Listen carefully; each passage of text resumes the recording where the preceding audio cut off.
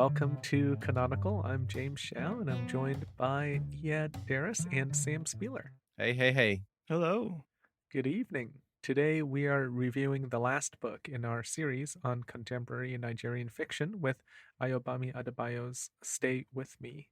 If this is your first time joining us here, we are also a literary book club on Reddit. You can find our discussion by clicking on the link in the episode description. You can also support us and your local bookstore by using our bookshop.org link when you are buying books. That's also in the episode description. At our store page, you can find the books for our book club and other books that we recommend. We are also on social media at Canonical Pod. Next week, we will be having an in depth discussion of this book where we also talk about spoilers. We hope you'll join us for that episode as well. So, Yet, this was your pick for our series. Can you tell us why you picked this book? Yeah, Stay With Me is Ayobami Adebayo's 2017 debut novel. She is a very young novelist, 33 years old, from Lagos. I like to think of her as the newest member in the cult of Chimamanda Ngozi Adichie, because like Akweke Emezi before, Adebayo was also part of Adichie's writing workshop. But unlike Emezi and Adichie, I think that Adebayo's themes in this novel are much more specifically domestic than those other two that we read previously. I also think that this novel provides us with a better perspective on Nigeria as a multicultural society, since she is a Yoruba writer, while Adichie and Emezi that we read previously are both Igbo. Do you know what the demographics are in Nigeria? Is Yoruba the majority tribe or is Igbo? I believe so. Yeah, I think Yoruba is the majority, but it's not like a 90% majority. It's pretty evenly split. So they have Yoruba, they have Hausa people, they have Igbo people, and several other smaller ethnic groups inside of Nigeria. It's a regional thing too, right? Yes, That it partly depends on where in Nigeria. right. So, in just a little bit of historical context, in the 60s, they had a war, the Biafran War, where the Igbo people in southern Nigeria were trying to separate from the rest of the country. It's not always been smooth sailing in Nigeria. So they tried to secede, but they didn't succeed. Oh, yes, that's definitely a James joke. Is it a joke? More of a comment. I'm just clarifying. Is they didn't succeed? They don't have any special privileges? I don't think so. I mean, my impression is very limited, but my impression is that the Igbo people seem to be more upwardly mobile than the other groups, but that's very limited point of view. It seems like they may be a little bit wealthier than the rest of the country. So let's get into what this book is about. This is a domestic novel. It's centered around Yejide, the main character, and her struggle to conceive a child with her husband, Akin. The novel is told mostly through her point of view, but there are occasional chapters that are told through her husband's eyes. We can see in this novel how Yoruba family culture and traditions that include polygamy, traditional medicine, and family hierarchy can weigh on a person who has a more modern point of view. Modernity, to me, seems really like the underlying theme of the novel. It really gives the domestic situations their gravitas. We see people's minds and their entire country really shifting from one way of doing things to another. I think we should add that this book is not set in present day. It was set in the 1980s, I believe. Yeah, it spans several years. It begins in the 80s and it moves forward until about 2001. Although, in my reading, there are some historical touchstones that Adebayo adds. It's not really specific or really important what year things happen in. I didn't think of it that way. It felt more timeless, I guess you could say. It wasn't significant to me which year things happened in. Yeah, it's not anchored in historical fact, but like the other two books that we've read, it still has a coup taking place. I don't know how commonplace coups are in Nigerian politics, but I think all three of the books we've read had some kind of coup or coup attempt. I was about to say, they at least had political upheavals. Yes. So, what did you think about the book, Eyad? I enjoyed this novel. It's not something that immediately stood out to me as really a wonderful novel, but I did enjoy it sincerely. Adebayo writes well constructed sentences. There's no real flash or gimmickry, but she knows the emotional weight of her words, and her cadence and her scene work gives you a chance to feel that weight. The pacing of the novel and her characterization are also okay, but only okay. Her protagonist, Yejide, is really fleshed out and really intriguing, but the other characters much less so. I really didn't understand their perspectives as much as I understood Yejide. What I think is lacking in this novel is theme. There is this underlying theme I mentioned about modernity, but what I mostly get from this novel is that polygamy hurts people, and especially it hurts women. And for some readers, this could be just an affirmation of something new. But I think for a lot of readers, especially for Western readers, this is just confirmation of something that they already believed. So I would have liked more offered to me that wasn't already something that I suspected. Whenever you have a book that's set in another country with a very different set of cultural rules, I feel like if you read it, you're kind of partaking in a literary cultural tourism, right? Like you're looking at it and you're fascinated because it's different. I think that's where, the tagline, if you're selling this book to a publisher, is this is about polygamy, and you're going to get a certain audience who is interested because they think, oh well, I don't know much about polygamy and I don't know much about Nigeria, so this is interesting. So yeah, I mean, I feel like that's the main appeal of this book. If you were trying to sell this book for the casual audience, the casual reader, that's something that'll stand out. Yeah, there's more to the novel than polygamy, but Yes. as kind of a stand in for a whole host of traditional customs in her society, I think the overall effect is a statement that these customs hurt people and that these customs cause people pain. And that's true enough. The pain that I read in this novel is sincere and affecting, but I want something more than that. It feels kind of binary. Like one side is good, one side is bad, and that's the end of it. It doesn't go too much into anything beyond that. The sides aren't given equal weight, and I know that's not necessarily the point or the burden that she has to hold up, but yeah, if this is an argument for those things, it seems just as you were saying, that to reinforce things we already feel. Yeah, who's speaking for the polygamists? Exactly. Will someone please think of the polygamists?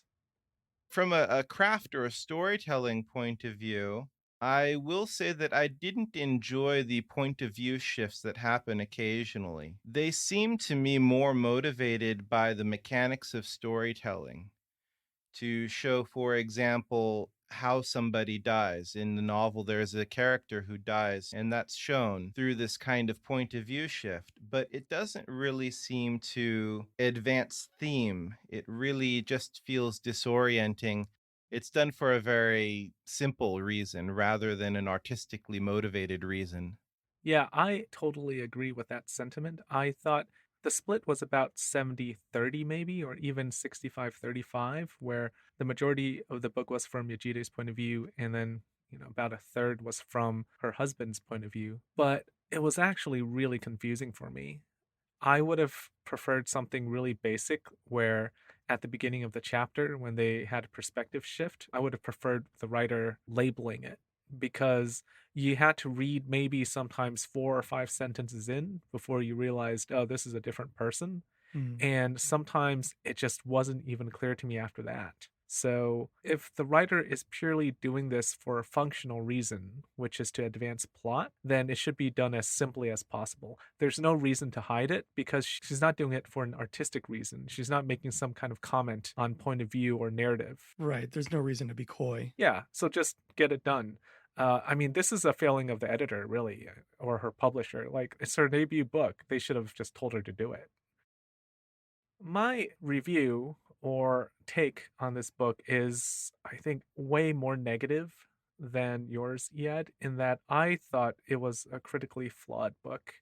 I thought the plot was okay for the first third, and then the plot twists started coming, and they just never stopped. She just threw one after another at you, and there were constant reveals, and in order for all of it to work, I think the book probably needed to be twice as long, just for the reader to take in and understand the ramifications of what she's trying to convey to you. I thought the pacing was way off. I thought the last two thirds, it just confused me. I had no emotional investment at all by the end. And I just honestly was just kind of frustrated because this kind of rapid pacing, the accelerated pacing, was coupled with the constant point of view shifts. When I was done, I was like, I'm glad to be done with this. I had no investment at all in the last scene. In the last scene, it's a pretty big reveal, so we won't talk about it here, but I just thought it was so dumb. I left the book thinking, wow, this is so stupid. I cannot believe that this is the ending of the book. Um, I felt like I was watching or reading some version of a soap opera. Yeah. And I was so frustrated by the end because the first third, I was actually really with the book. I thought it had a lot of potential. But then I just thought, oh, wow, like she just never reined herself in, huh? She just kept on giving me more and more plot twists. This is really surprising to me because, as that Chicago Tribune columnist has pointed out, I do have a cold stone heart and I'm not easily moved. But I did find that the final scene of the novel was, in fact, very emotionally affecting for me. It's not a complicated emotional response, but the things that happen to Yejide in this novel are so traumatic, but also so realistic that when it finally happens and there is a big reveal at the end, even though it was a bit corny, it was tremendously emotionally important to her. And by extension, I was able to feel those emotions because the things that happened to her did feel drawn from life. It did not seem contrived. Yeah, I think that's where we differ because I totally did not believe what was going on at the end of the book. It's really hard to talk about without revealing any spoilers. But, like the writer has to weave this kind of spell on the reader, and that spell was broken for me. There are like four deaths at least. I didn't really keep track. At least four deaths. And I think it was around the second or third where I was just like, nope, like, I'm out. This is just so stupid. I don't feel anything for these people. I just thought this was like really poorly handled, where I just had no sympathy by the end. I had a lot of sympathy for her at the beginning, actually, and I found that quite compelling. That's interesting that the deaths are what turned you off. Because I agree with most of what you're saying, James. And as usual, I'm kind of in between the two of you. Yeah, you are. You like being the filling. Yep. Um, I think I fall more on your side, James, but the deaths were not the issue for me. I do agree about the twists in general, though, that there were so many twists, but it wasn't the deaths. The deaths felt very real to me. They go along with the real emotion that Eyad is talking about. Those were not the things that I had problems with. The problems that I had were the non-death plot twists, I guess. There's a very melodramatic quality here. You said soap opera. I think that is definitely fitting. It's interesting to me that you focused on the deaths, even though, yes, there are quite a few, but those things specifically, rather than the more domestic issues at play. Well, I can explain it a little bit without revealing any spoilers. I view this book as being fractured into two. The first half of the book is about the pregnancy plot, and the second half of the book is about the deaths. The two are related in that one leads to the other, but besides that, they are not really related thematically because once the pregnancy plot is over, it's over, right? So with the deaths, I labeled it as a pacing issue. I don't think she gives the reader enough time or enough space to understand the ramifications of the death. They just start piling on. So, what makes drama melodrama is in drama, you understand the ramifications of the actions, you understand the cause and effect, and you have some room to sort of explore that emotional space. In melodrama, it's just over the top emotions. And that's what I get from the end.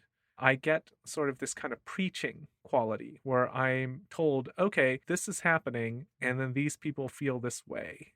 And that's it. So that's what makes it melodramatic, is that it's over the top. It's not something that you can access in an empathetic way. I think it's a way of access where you understand it. Like you understand this as being sad, or you understand that as being angry. So what? Like, I don't care. It's not realistic for me. But I think if you're with these characters all the way through, I don't think you'd find it melodramatic. I think it just really depends on if you stay with the character. Like for me, about halfway through, I was totally not invested anymore. So I was just reading it for the plot, essentially. That didn't make any sense. Well, I think that the deaths we can kind of put aside because if they don't work for you, if you don't see them as being thematically linked to the pregnancy part in the beginning of the novel, I mean, I can see the connection more than you did, but that's not the deal breaker for me. I think what really prevented this novel from being excellent is the reveal specifically about Ijide's husband, Akin, because there is something important revealed about him later in the novel, and it's not explored well enough because it really turns everything else that happened in the beginning of the novel on its head, and it changes the balance of power in their relationship.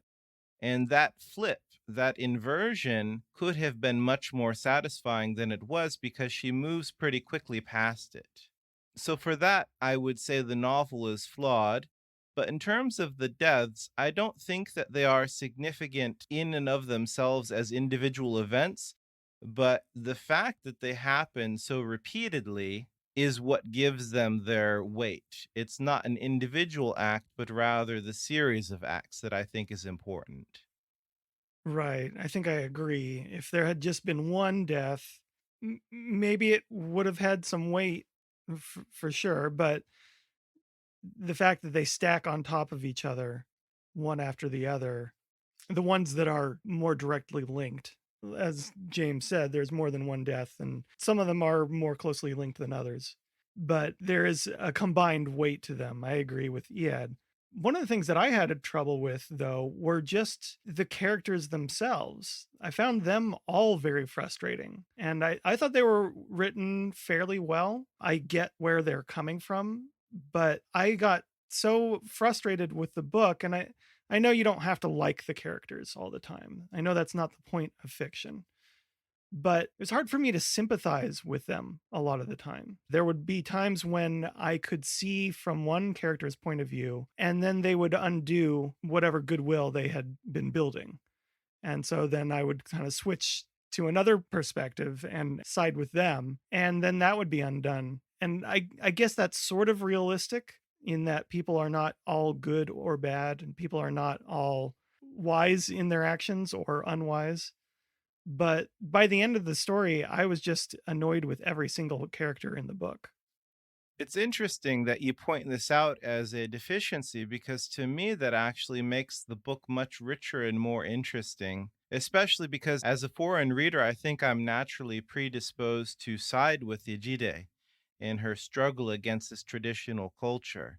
Sure. But because she is not entirely perfect, and because we can see some of the wrongness in how she behaves, it becomes a little bit more complicated than that. None of these characters are good, and none of these characters are sympathetic. And it adds a realism to the novel that I thought was very useful. I tried to see it that way, but the ending that James mentioned undid a lot of that for me. James said the first third or so really worked for him, and I felt the same way. But that final chunk, the final reveal, even though I was still having trouble before then, the final reveal was a bit much. It got harder and harder as the book went on to excuse those things as complications, and it just became melodrama. Speaking of it getting harder and harder, there was a pretty nice penis twisting scene, which, like there's a subreddit called Men Writing Women, and Sure. it's all about how like men write absurd scenes with women in fiction. This is like the opposite. This is like women writing men. Like, has she never seen two guys fight before? Like, men, I don't think go and twist other men's penises in a fight. You Like, don't? it's just kind of, well, it's not my go-to move. I mean, I might want to have that in my back pocket, just to whip it out, as it were.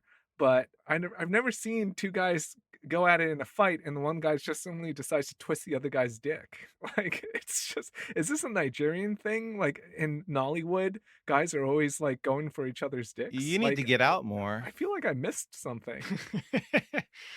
Well, I mean, the scene kind of plays a part in that, though. It does. But I'm just saying, like, if I'm writing a cat fight, right? And I'm like, oh yeah, and then she twists her nipples, and this is what it feels like. It's like she's never seen two guys fight before because she's writing one dude twisting another dude's dick. Like, I was like, what? But that wasn't bad necessarily. It just, when I read it, I just kind of was like, oh, okay. Now I know what tactics to take with James when I get in a fight with him. You're going to encourage some Okay. canonical fan fiction. All right. What I would say here, I want to save a lot of this probably for our wrap-up episode when we talk more about these three Nigerian novels, is that there does seem to be a difference in sensibility. You guys are talking about a kind of melodramatic soap opera turn at the end of this novel, and I saw the end of Americana in the same way. So I think there may be something there, yeah. because these are written by women from a different country who very likely have a different way of looking at the world. And I think that this turn towards a certain melodramatic conclusion may be something that they want from fiction that we don't. And this could be another case of us not being exactly the right readers or exactly the intended readers for these novels. Yeah, I agree with you there. And also with incest. You agree with incest? Just how, like, it seems that there are a lot of, in this book, this specific kind of incest seems to have popped up a few times now, either in a joking manner or as part of a plot. I don't want to reveal it, obviously, because it's a pretty big spoiler, but I just think, wow, like, this must be something that people actually talk about regularly in Nigeria.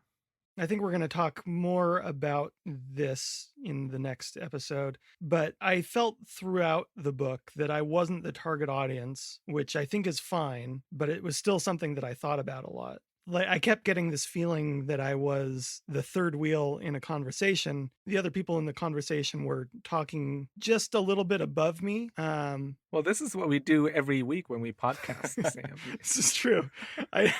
You're used to it by now. I don't feel entirely comfortable, but you're being polite about it at least, Yeah. Yeah, Exactly. at least I'm not here like twisting your dick or anything. Right.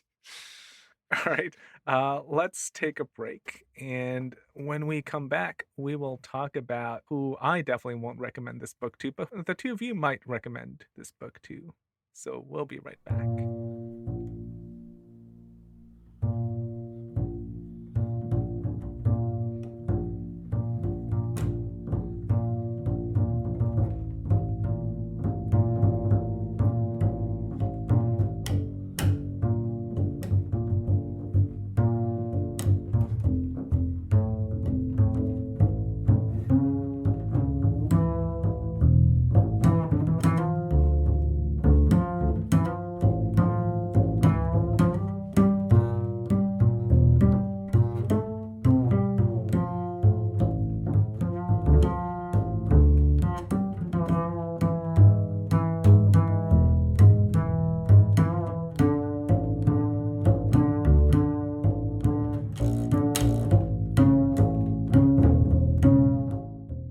welcome back. So, the two of you seem to have enjoyed this book at least more than I did, even if it was just a little bit more than I did. Who would you recommend this book to? Because I don't think I would recommend this book. I don't think I would either. Um, Someone that I've been talking to a lot about the various books that we've been reading saw our list and went ahead and started reading this and finished around the same time that we did. And she was complaining almost the entire way through. Really? Yeah, yeah. What was she complaining about? The same things. Because we're all kind of crotchety by now. We've Yeah. read so many books that we know what we're going to complain about. So I'm kind of interested in this fourth perspective. Similar things. She was more plot based. She had more problems specifically with all the twists that it kind of made her dizzy. And she also didn't like the characters, but it didn't go beyond that really.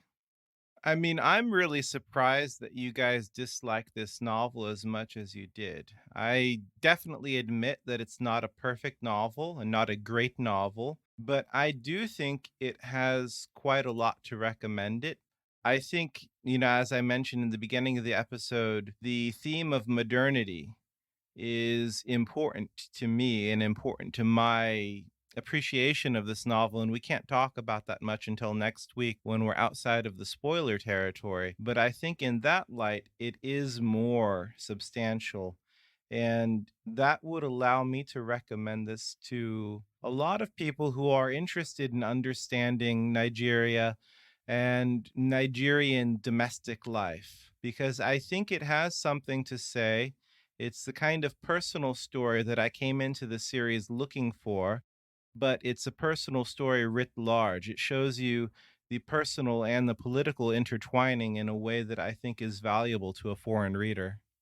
Yeah, James invoked the almighty vagabonds, and I don't think that's fair.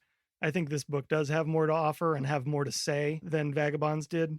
I can see where he's coming from with that, but I think they're not that close. I think this is definitely better than that. It depends how much you care about the characters. For me, the problem with that novel that we read in our Chinese science fiction series is that I did not care about the characters at all.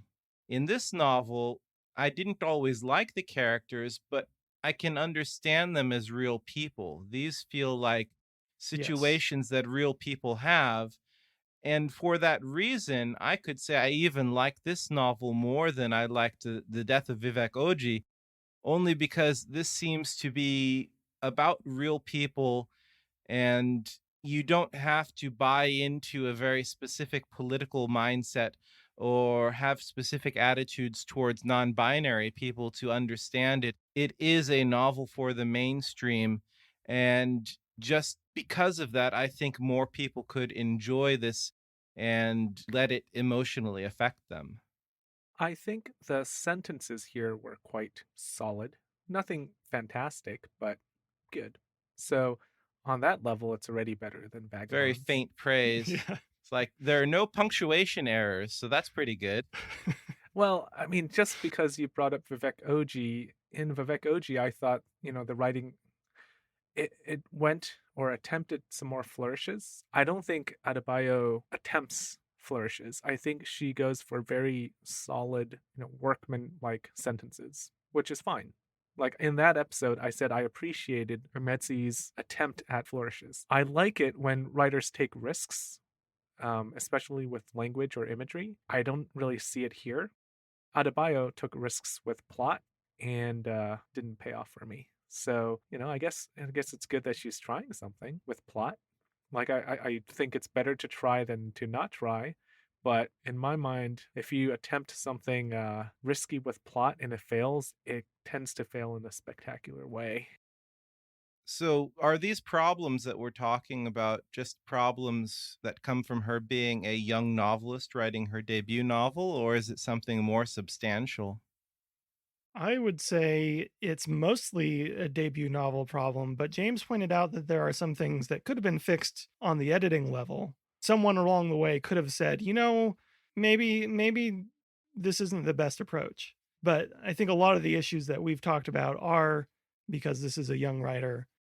The thing that I'm worried about is the sensibility issue.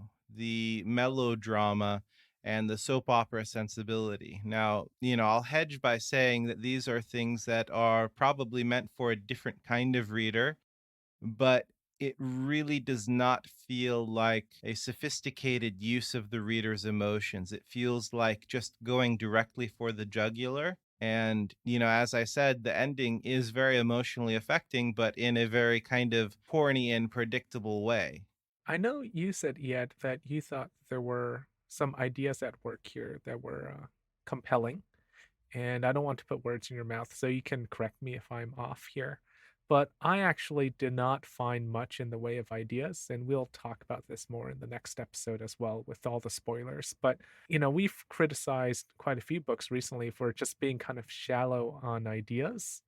And for me, this book is in the same bucket.